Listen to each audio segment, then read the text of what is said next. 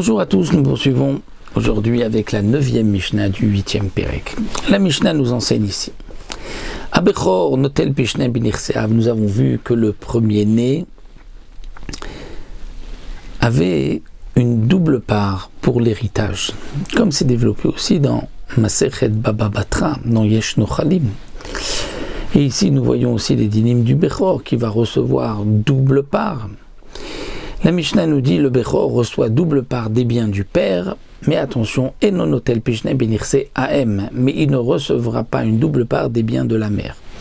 Lorsque la mère décède et qu'elle avait des biens et qu'elle les laisse en héritage à ses enfants, le premier-né ne recevra pas une double part des biens de la mère. C'est seulement des biens du père. On apprend cela d'un pasouk, seulement du père et pas de la mère. Venonotel pishnaim bashevar, un autre dit. Si au moment du décès du père, les biens ont telle valeur, mais qu'ensuite on a travaillé dans le terrain et les terrains ont pris de la valeur. Et au moment du partage, les terrains valent plus que ce qu'ils valaient au moment du décès du père.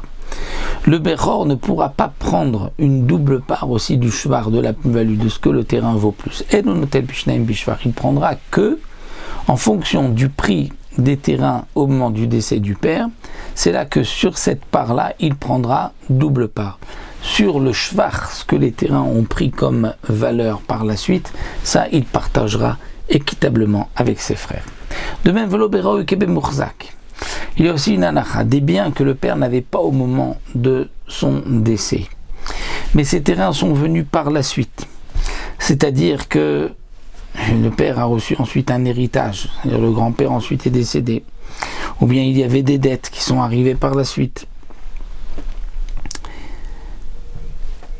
Eh bien ceci n'était pas Mourzak, au moment du décès le père ne les avait pas, c'est Raoui ce qui va venir. Eh bien le Bechor ne prend pas des biens Raoui qui viennent après le décès du père. Donc si le grand-père ensuite est décédé et qu'il y a une part pour le père, et puisque lui n'est pas là, donc ce sont ses enfants qui vont hériter, le premier-né ne prend pas double part sur cela, parce qu'au moment du décès de leur père, le père n'avait pas cet argent. La Mishnah continue et nous dit Velo Aisha Biktubata. Ce que nous avons vu concernant le Shevar s'applique aussi pour une femme dans sa Ktuba. Une femme qui était mariée, qui avait une Ktuba, son mari est mort, et les biens au moment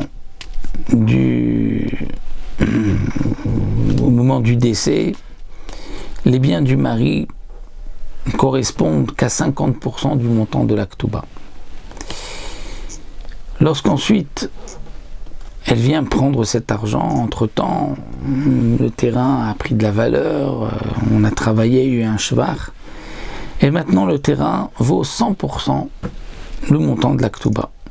Eh bien la femme ne pourra pas prendre le terrain tel qu'il est, 100%, mais elle prendra que la somme que le terrain valait au moment donc, où le mari est décédé, c'est-à-dire que si c'était correspondait qu'à 50% de sa Ktuba, donc elle ne prendra là que 50% de la Ktuba, même si maintenant le terrain vaut 100% de la Ktuba, elle ne prendra que la moitié du terrain. De même, Velo Abbanot Bimzonote. Les filles, il y a aussi un Tnaï Ktuba. Lorsqu'un homme se marie, écrit dans la Ktuba, les filles que j'aurai avec toi, même si le mari vient à décéder, ces filles-là pourront rester dans la maison et seront nourries des biens du père.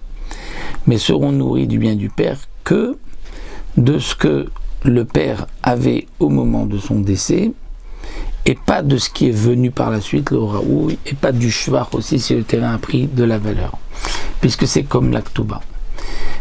Donc vélo, abanot, bimzonotem, elles ne pourront pas prendre donc du shevar ou bien du raoui, de ce qui viendra par la suite, comme pour la femme. Et nous n'avons pas dit pour la femme que la Isha Biktubata ne prend pas de ce qui est raoui, mais que ce qu'il y avait au moment, le din est le même, pas de shvar et pas de raoui. Vélo à Yabam et de même le Yabam. Lorsque quelqu'un, son frère est décédé sans laisser de descendance, il va lui faire le hiboum, se marier avec la sœur de la femme de son frère. Lorsqu'il prend l'héritage, donc il prend les biens de son frère, il ne prendra que ce que le frère avait au moment de mourir, mais pas le shvar et pas de ce qui est arrivé par la suite. Pourquoi? Parce que la Torah considère que le Yabam a un peu comme le statut du Bechor, il ne prend pas ni le shvar ni de ce qui arrivera par la suite. Le Kulam, En Notlim Bashevar, et tous ceux que nous avons mentionnés ici ne prendront pas du shvar, du bien que c'est-à-dire de la plus-value que les biens ont gagné après le décès, En Notlim Bashevar Velo Barodeg Morzak, et ni de ce qui doit arriver, mais uniquement de ce qui est Morzak, de ce qu'ils ont. Donc le Raoui ne sera pas comme le Morzak, ils ne prendront que le Morzak et non pas ce qui va arriver par la suite. Alors cette dernière ligne, nous dit le Barthénora, n'est pas très compréhensible puisque c'est une répétition de ce que nous avons déjà vu. Eh bien, le Chidouche, nous dit le Barthénora, c'est pour nous dire que même si c'est un shvar qu'on appelle mimélé, c'est-à-dire au moment du décès du père, eh bien le terrain, il y avait juste des épis, il y avait juste il n'y avait pas encore les épis de blé, il y avait juste un peu de les tiges à peine du blé, où il y avait des toutes petites dattes, et ensuite les dattes ont grossi. Donc là, c'est sûr qu'au moment du décès du père, le terrain allait prendre de la valeur, puisqu'il allait y avoir du blé qui allait mûrir, il y avait des dattes qui vont grossir. Eh bien, malgré tout, ceci ne sera pas pris ni par le Yabam, ni par la Ktouma, la femme, ni le Bechor, bien qu'on n'aurait pas pu le déduire de la Mishnah. On aurait pu le déduire de la Mishnah, c'est seulement si donc les frères se sont fatigués, ont investi. Là, on va dire, il n'est pas juste que tu prennes une double part, puisque ça, c'est l'investissement de toute la famille. Mais si c'est quelque chose qui, de toutes les manières, c'est peut-être que le Bechor peut dire, bien, je vais recevoir une double part, on lui dira non. Tu reçois une double part seulement en fonction du prix des biens au moment du décès du père, et pas de ce que les terrains ont pris comme valeur.